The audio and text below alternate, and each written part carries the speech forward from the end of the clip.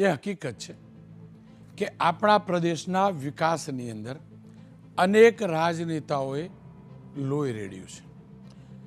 ભાજપ હોય, કોંગ્રેસ હોય કે આપ, અનેક ત્રણેય પક્ષના અને બીજા પક્ષોના પણ અનેક રાજકીય કાર્યકર્તાઓ પણ પ્રદેશનો વિકાસ ઈચ્છે છે અને તેમને પણ પ્રદેશના હિતમાં કામ કર્યું હશે, કારણ કે તમામ આપણા પ્રદેશના નાગરિકો છે. આ હકીકત છે. પણ બીજી હકીકત એ છે, બદલાતી રાજનીતિની અંદર રાજનીતિમાં આવવા પાછળનું મોટું કારણ ભ્રષ્ટાચાર કરવાનો લાયસન્સ લેવાનું છે, પરવાનો લેવાનો છે અને લાયઝનિંગના નામે દલાલી કરવાનું છે. ક્યાંક ગૃહ વિભાગની અંદર એટલે કે પોલીસના કેસની અંદર તોડબાજી કરી આપવાનું, ક્યાંક જમીન ક્લિયર કરી આપવાનું, ક્યાંક સાચા ખોટા લાયસન્સો લઈ આપવાનું.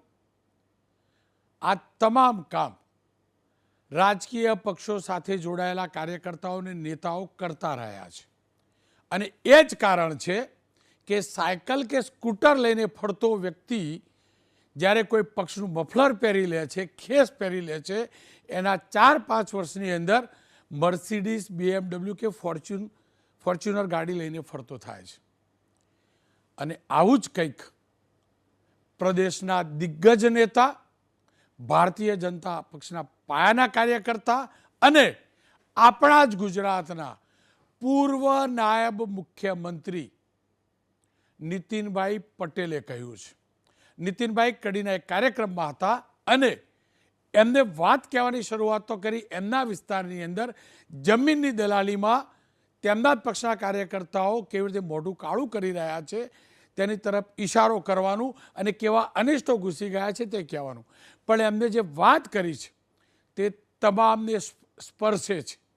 એટલે જ સાંભળી લઈએ નીતિનભાઈએ શું કહ્યું.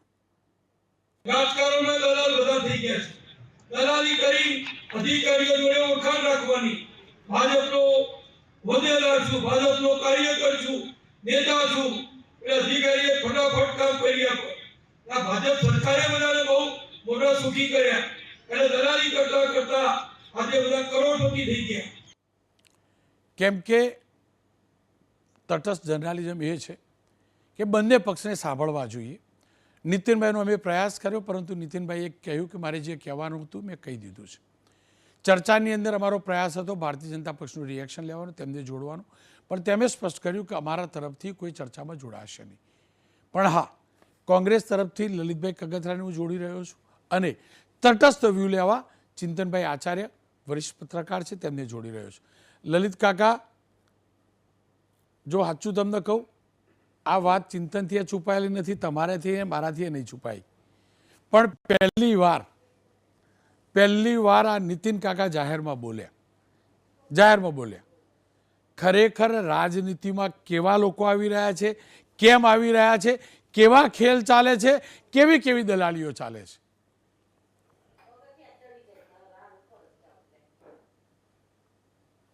રોનકભાઈ, નીતિનભાઈની સ્થિતિ મહાભારતમાં ભીષ્મ પિતામહ જેવી છે. બાણની સૈયા ઉપર સૂતા છે અને ક્યારેક એનો અંતરાત્મા જાગે છે અને સાચી વાત કરવા માટેની હિંમત કેળવે છે. આજે રોનકભાઈ બહુ સ્પષ્ટ નીતિનભાઈએ કીધું છે અને તમે હજી એમાં ગોળ કરો છો. હું તો ચોખ્ખું કોઈ પણ રાજકીય પાર્ટીનો સાંભળો પહેલા એમને ભાજપ માટે જ કહ્યું છે, ભાજપના કાર્યકર્તા માટે જ કહ્યું છે, એ હકીકત છે. પણ તમે નથી બોલ્યા. હું એટલે નથી બોલ્યો, સાંભળો તો ખરા. હવે તમારા પક્ષના બહુ ઝાઝા બચ્યા નથી. અરે અમે 70 વર્ષથી શાસનમાં નથી જી, ભારતીય જનતા પાર્ટી શાસનમાં છે. નીતિનભાઈએ સ્પષ્ટ કીધું છે કે ભાજપનો કાર્યકર છો એમ કહે છે. લોકોને ખોટા કામ કરવા હોય એટલે ભાજપનો ફટકો પહેરી લઈએ, આવું સ્પષ્ટ કયો. આ લોકો જે દલાલી કરે છે, તમારે જમીનની દલાલી કરવી છે તો ભાજપના હોદ્દેદાર થઈ જાઓ, ખોટી જમીન હડપવી છે તો ભાજપના પદાધિકારી થઈ જાઓ, તમારે ખનીજ ચોરી કરવી છે તો ભારતીય જનતા પાર્ટીનો હોદ્દો લઈને ફરો, કલેક્ટર પાસે જઈને કયો અને તમારું કામ ચાલે.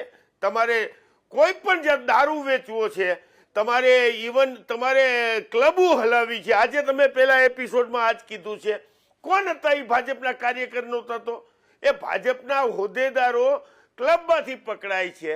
ક્યાં લઈ જાવી છે રોનકભાઈ આ ગુજરાતને? ને તમે દરેક ડિબેટમાં એમ કહો મારા ગુજરાતમાં આ ન હોય તો તમારા ગુજરાતમાં શું બાકી રહ્યું છે? એ તો તમે કહો. તમામ ભારતીય જનતા પાર્ટીના નેતાઓ, તમામ, મારી વાત સાંભળી લો રોનકભાઈ, કે ભારતીય જનતા પાર્ટીના હોદ્દા લઈને ખોટું કામ કરવું હોય એ જ ભારતીય જનતા પાર્ટીના અત્યારે હોદ્દા લઈએ. કોંગ્રેસમાં હોય એને શું મળવાનું છે? 70 વર્ષથી શાસન નથી છે, એ વેચાઈ જાય છે અને ગઈને અમે તમે કીધું એમ થોડાક વૈધા છે, બાકી જે હતા એને ભાજપ વાળા લઈ ગયા. અને ખોટું કરવું હશે એટલે તો રોનકભાઈ આ નીતિનભાઈએ બહુ સાચી વાત કરી છે કે આજે તમે હાવ રોડ ઉપર રખડતા આ લોકોને અમારી નજર સામે અમે મર્સિડીઝમાં ફરતા જોઈ રહ્યા છીએ અને એ માત્ર ને માત્ર ભાજપના પ્રતાપે. રોનકભાઈ બીજી સીધી વાત કરું કે અમે ભાજપ વાળા એમ કે તમે 70 વર્ષ શું કર્યું, 70 વર્ષ શું કર્યું, અમે આ નથી કર્યું એટલે તો અમે આજે અહીંયા છે. અમારી હજી પણ એકેય સિટીમાં, મેટ્રો સિટીમાં, રાજકોટ જેવા સિટીમાં કોંગ્રેસની કાર્યાલય નથી. તમે આખા દેશની અંદર જિલ્લા મથકે કમલમ ઊભું કર્યું, ક્યાંથી બલૂનના ભૂંગરામાંથી પૈસા આવ્યા? તો આ બધું ભ્રષ્ટાચાર જ છે રોનકભાઈ, એ સ્પષ્ટ દેખાઈ આવે છે. મારી આમાં રોનકભાઈ, નીતિનભાઈને ને આપને બંનેને સીધી વાત ઈ છે કે અત્યારે તમે ભૂપેન્દ્રભાઈના આગલામાં બહુ જ વખાણ કરો છો. હું પણ ભૂપેન્દ્રભાઈને માનું છું, સારા માણસ છે. તો સારા માણસ છે, ખરેખર દાદા ભગવાનના મંદિરમાં બેસી જવું જોઈએ. આ દેશના આપણા ગુજરાત રાજ્યના મુખ્યમંત્રી તરીકે બેઠા છે તો સારા નહીં, જજ સારા હોય એને ફાંસીની સજાનો હુકમ કરવો પડે સાહેબ, એને કોકને જન્મટીપનો હુકમ કરવો પડે. તો તમારે કાંઈક નિર્ણય લેવા પડશે. આ જે બે રોકટોક તમારા જ લોકો, ભારતીય જનતા પાર્ટીના લોકોને જાણી આમ હુપડાની જેમ બધેથી પૈસા ભેગા કરવા છે. કાંઈ સરકાર જેવું નથી. પ્રજા ક્યાં જશે? એ નાનામાં નાનો ગરીબ માણસનું કોઈ કામ નથી થતું સાહેબ. આ ભાજપનો ફટકો પહેરો તો કલેક્ટર જવાબ દે, તો સામાન્ય માણસ, જનતા, એના માટેની આ ભાજપ સરકાર નથી. આજે નીતિનભાઈ ખુદ એમ કહી રહ્યા છે કે આ રીતે અમે ગુજરાત રાજ્યનો ઉદ્ધાર કરીએ છીએ, લોકોને સદ્ધર બનીએ. ભારતીય જનતા પાર્ટીના હિસાબે લોકો સદ્ધર બની ગયા. કે તમારા કાર્યકરો નીતિનભાઈ, પ્રજા નહીં, ગુજરાતની પ્રજા તો પીસાઈ રહી છે, ભીસાઈ રહી છે મોંઘવારીથી. તો આમાં ગુજરાતની જનતાનું એક પણ કામ પૈસા વગર થતું નથી. એટલે રોનકભાઈ બહુ સ્પષ્ટ હું તમને કહું છું કે ભારતીય જનતા પાર્ટીના જે ભય, ભૂખ અને ભ્રષ્ટાચાર મિટાવવાની વાત કરીને આ ગુજરાતના શાસનમાં ખોટું કરીને આવ્યા હતા, એ ભય એનો ગામમાં ફેલાઈ ગયો છે, ભ્રષ્ટાચાર એના પોતાના બાપાનો થઈ ગયો છે. એટલે મન પડે એમ આડે થડ વહીવટ હાલે છે, એ બહુ સ્પષ્ટ નીતિનભાઈએ કીધું છે. હું નીતિનભાઈને આપના માધ્યમથી સલામ કરું છું. લલિતભાઈ, આપ જોડાયેલા રહેજો. આપે એક કાકા થઈને દીકરા ઉપર આરોપ લગાવ્યો ને અને સ્પષ્ટ નહીં બોલતો એવું કહ્યું ને, હું તો નફ્ફડ છું, ચોખ્ખું બોલવાવાળો છું. મારે આજે ભાજપનું જ બોલવું હતું, પણ તમે જે અડ્ડાની વાત કરી ને એ અડ્ડામાં આરોપી તમારા પક્ષનો આ ચૂંટણીમાં લડતો કાર્યકર્તા પણ છે અને એને તમે ટિકિટ પણ આપી. હવે મને કોઈ એ પણ તો આ ધંધા કરે છે ને. ફરીથી તમારી જોડે આવીશ, ચિંતન પાસે જઈશ. ચિંતન, નીતિનભાઈનો કહેવાનો જે ઇશારો છે એ કોના તરફ છે, કેમ છે અને કેવી રીતે આ નેતાઓ કે કાર્યકર્તાઓ દલાલી કરે છે? અને સચિવાલયનું તમે રિપોર્ટિંગ કરો છો, આવા કેટલા દલાલો ફરતા જોયા? જો હું એવું માનું છું કે નીતિનભાઈએ કોથળામાં પાનસેરી ભરીને મારવાનો એક આખો અભિગમ અપનાવ્યો હોય એવું લાગે છે. નીતિનભાઈએ કોઈ સ્પષ્ટ કીધું નથી કે આ ફલાણા ભાઈને હું ઓળખું છું ને આ ભાઈ દલાલી કરે છે. એમને બહુ જેનરિક વેમાં કહીને કદાચ સરકારની ઉપર આ આક્ષેપ કર્યા છે, પણ એમણે જે કહ્યું કે કરોડો રૂપિયા કમાયા દલાલી કરીને, તો મને તો એવું લાગે છે કે 3 વર્ષ થયા છે અત્યારની સરકારને.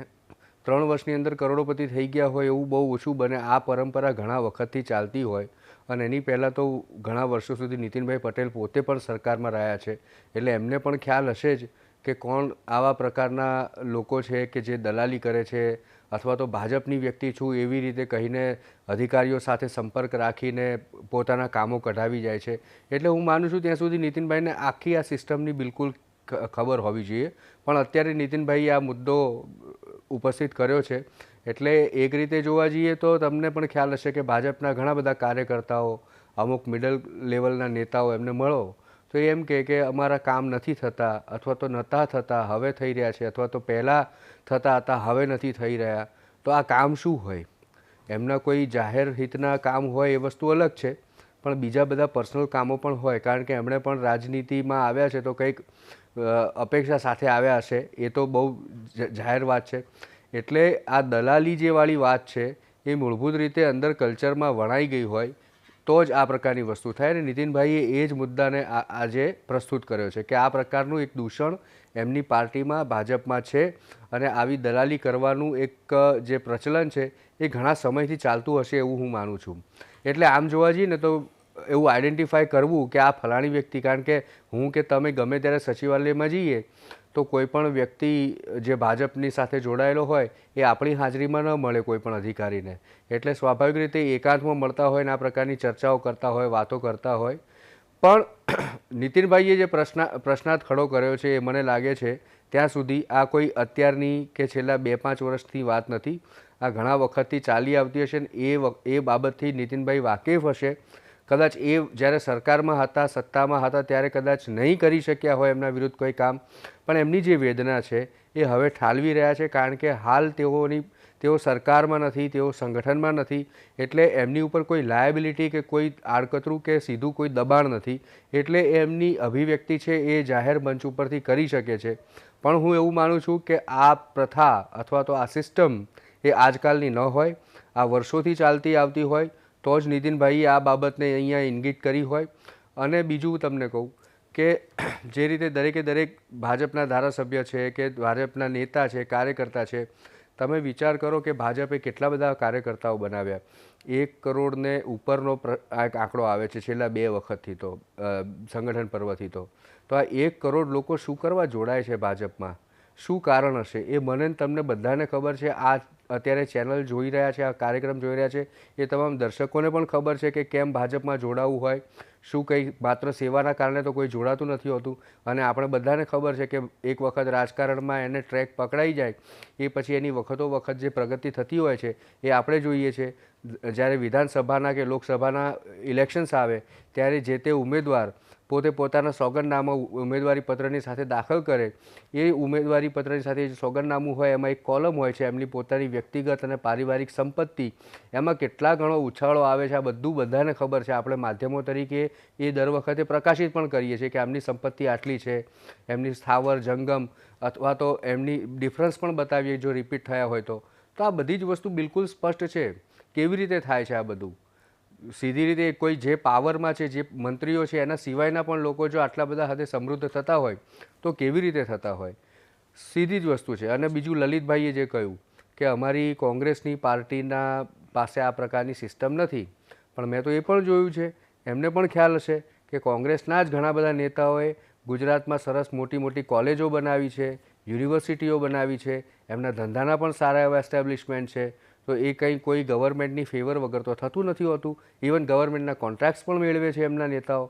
તો આ બધું તો રાજકારણમાં આવે એટલે બધા પોતે પોતાની રીતે આ એક્સપેક્ટેશન રાખતા જ હોય છે અને પોતાનો આ રીતે કરતા જ હોય છે. પણ સ્વાભાવિક રીતે નીતિનભાઈએ જે કહ્યું કે દલાલી કરવી એ બહુ ખરાબ એક આખું સિસ્ટમ છે કે દલાલી ન કરવી જોઈએ કોઈ પણ બાબતની. અને એમાં દલાલીમાં પણ હું એવું માનું છું કે ખોટું કામ કરાવી જાય. તમે જુઓ કે કેટલાય લોકોના જમીન છે એની ઉપર શેરા વાગી જતા હોય છે, ઘણા વખતથી આપણે જોઈએ છીએ. અને બિચારા પરવશ લોકો પોતાને પછી રોતા હોય છે કે અમારી જમીન એ છીનવાઈ ગઈ. કેવી રીતે છીનવાઈ ગઈ એ બધાને ખબર છે કે જ્યાં સુધી રાજકીય રીતે અને અધિકારીની વચ્ચે કોઈ સાંઠગાંઠ ન હોય ત્યાં સુધી આ પ્રકારના પ્રશ્નો ઉદ્ભવતા નથી હોતા. તો આ બધા જ બાબતનું નીતિનભાઈએ આ એક મંચ ઉપર બોલીને આખું બધું હું એવું કહીશ કે ઉઘાડું કરી દીધું છે, બધું છતરાયું કરી દીધું છે. લલિતભાઈ, મને યાદ છે જ્યારે ધારાસભ્યોનો પગાર વધારવાની વાત હતી ત્યારે કોંગ્રેસ, બીજેપી બધાના ધારાસભ્યોએ આંગળી ઊંચી કરેલી. મારો તમારો દ્વંદ પણ થયેલો અને તમે પણ કહેલું કે એક ધારાસભ્યને કેટલો ખર્ચો થાય છે તું જાણે છે, તમે કહેલું. અને તમારી વાત કેટલાક અંશ સુધી સાચી પણ હતી. તમારા જેવા જ મિત્ર સાથે ચર્ચા કરતાં કોઈએ મને એમ પણ કહેલું કે પ્રમાણિક વ્યક્તિએ તો રાજકારણમાં આવવું જ નહીં, કારણ કે ચાલે જ નહીં. એને પ્રમાણિકતા છોડી દેવી પડે, નહીંતર એનો આત્મા મરી જાય. આવું તમારા જેવા જ એક મિત્ર જોડે ચર્ચા કરતા એને કહ્યું. મારે એટલું જ સમજવું છે, રાજનીતિમાં આવ્યા પછી નેતા કે કાર્યકર્તા ભ્રષ્ટ થઈ જાય છે કે પછી ભ્રષ્ટાચાર કરવા જ રાજનીતિમાં આવે છે?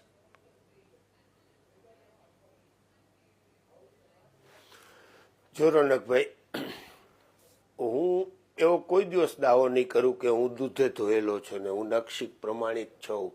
એ તો સમય અને પ્રજા બતાવે કોઈ પણની પ્રમાણિકતા વિશે અને પોતાની એ કામગીરી વિશે.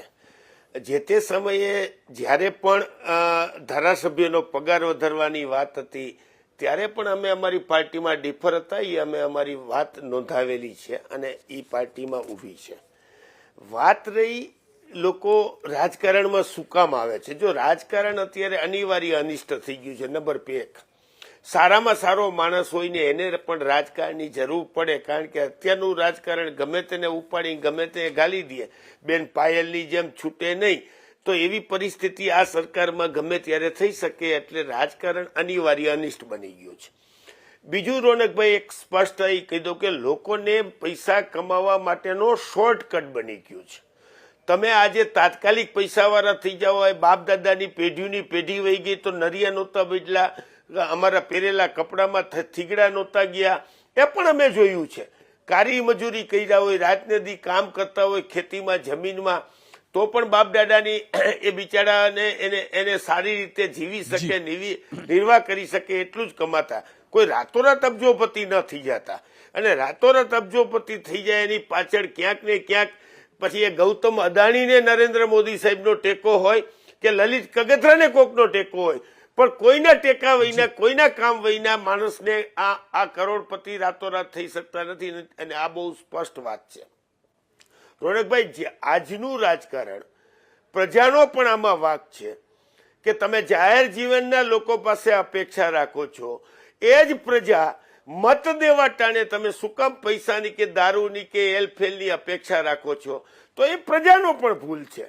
અને આ જ પ્રજા પાસે જ્યારે TN સેશન જેવા લોકો આવ્યા ને એ હારીને જતા રહ્યા છે અને સારા ને પવિત્ર નેતાઓ પણ હારે છે. જો હું તમને બહુ સ્પષ્ટ કહું છું, ભાજપ કોંગ્રેસની વાત નથી કરતો હું આમાં, કે હવે કોઈ લર્નેટ, માનો કે તમે સનત મહેતા જેવો લર્નેટ માણસ ચૂંટણી હારી જાય અને સોમભાઈ સામે હારી જાય છે સાહેબ, જે ભણેલ નથી, એ આ વાસ્તવિકતા છે. એટલે વાસ્તવિકતાને સ્વીકારવી પડશે. અને પણ જે નીતિનભાઈએ જે વાત કરી છે એ કોઈ એટલે કોઈ ધારાસભ્ય કે મિનિસ્ટરની વાત નથી કરી, એ ફટક દલાલિયા જે અત્યારે સચિવાલયમાં મારા મિત્ર પત્રકાર મિત્રે જે જવાબ દીધો ને કે એમાં ખબર ન પડે આપને દલાલ છે કે નહીં, પણ તમે રોજ જેને સચિવાલયમાં આટા મારતા જુઓ હો, જે ભારતીય જનતા પાર્ટીનો સંગઠનનો પ્રમુખ હોય અને રોજબરોજ તમે અઠવાડિયામાં 3 વાર સચિવાલયમાં જુઓ તો એને દલાલ કે દલાલનો સિક્કો હોય. રોજને રોજ તમારે પાર્ટીનું કામ છે, રોજ સચિવાલયમાં શું કામ આટા મારો? એટલે રોનકભાઈ આ બહુ સ્પષ્ટ છે કે ભારતીય જનતા પાર્ટીએ ભ્રષ્ટાચારને શિષ્ટાચાર કરી નાખ્યો છે. એક પણ જગ્યાએ પૈસા વગર કામ થતું નથી. એમાં ગુજરાતની પ્રજા પીસાય. રોનકભાઈ એક ટૂંકી જ વાત કરું છું, ગુજરાતની પ્રજા પીસાઈ રહી છે અને ભાજપના કાર્યકરો માલમમાલ થાય છે. લલિતભાઈ, સમયનો અભાવ છે પણ એ પણ હકીકત છે. લલિતભાઈ, તમારા પક્ષના કાર્યકર્તાઓ પણ આવે છે ને એવું પણ કહેવાય છે કે ભાજપવાળા કરતા આવું બધું કામ કરી લેવામાં ભલે સત્તા ના હોય પણ કોંગ્રેસવાળા માસ્ટર છે, આવું કહેવાય છે. હું જાણતો નથી, જાજુ સચિવાલય જતો નથી એટલે, પણ સમયનો અભાવ છે. લલિતભાઈ, દુઃખની વાત એ છે કે આ ચર્ચા મારે એ પ્રદેશની કરવી પડે છે જે પ્રદેશના સપૂતે આ દેશ બનાવ્યો. અને આપણે તમામ લોકો જાણીએ છીએ, આપણો ઇતિહાસ સાક્ષી છે કે સરદાર પટેલ આ દેશના ગૃહમંત્રી હતા ને, જેમને આખો દેશ બનાવ્યો ને, એમના મૃત્યુ પછી એમની પુત્રી મણિબેન કેટલા રૂપિયાની થેલી લઈ કોંગ્રેસના કાર્યાલય ઉપર આપવા ગયા હતા, કારણ કે એમની પાસે રૂપિયા નહોતા.